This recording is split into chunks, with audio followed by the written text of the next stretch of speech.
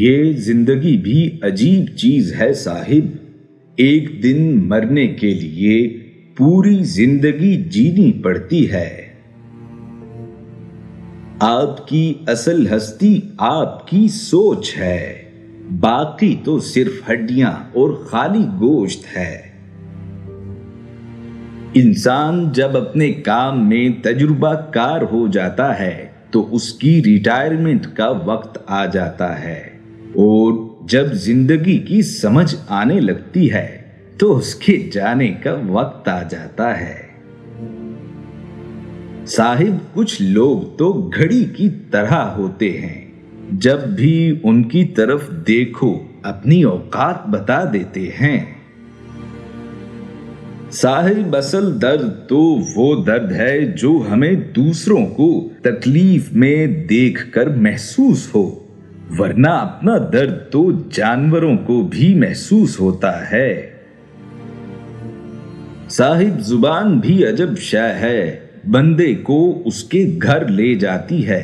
زبان نسلوں کا پتہ دیتی ہے۔ جو شخص اپنی زندگی کا جائزہ نہیں لیتا اور نہ ہی اپنے آپ کا احتساب کرتا ہے، وہ زندہ رہنے کے لائق نہیں۔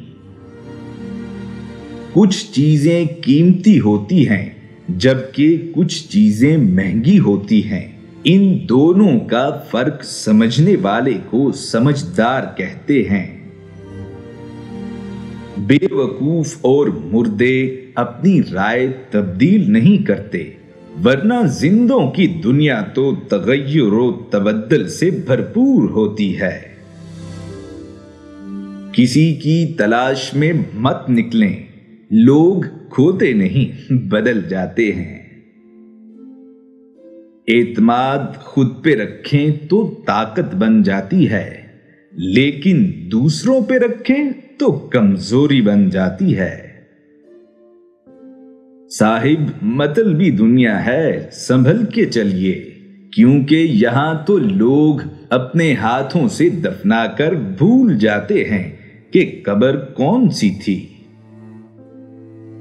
زندگی میں کبھی کسی کو مت ستائیے، اس وقت شاید آپ طاقتور ہوں، مگر وقت آپ سے زیادہ طاقتور ہے۔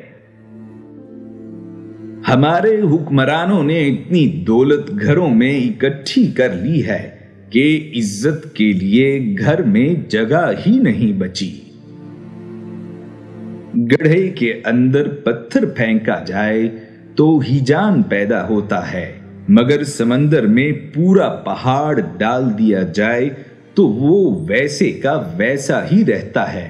اسی طرح کم ظرف ایک سخت بات سن کر بگڑ جاتا ہے، مگر اعلیٰ ظرف انسان پہ طوفان بدتمیزی بھی گزر جائے تو وہ اخلاق کا دامن ہاتھ سے جانے نہیں دیتا۔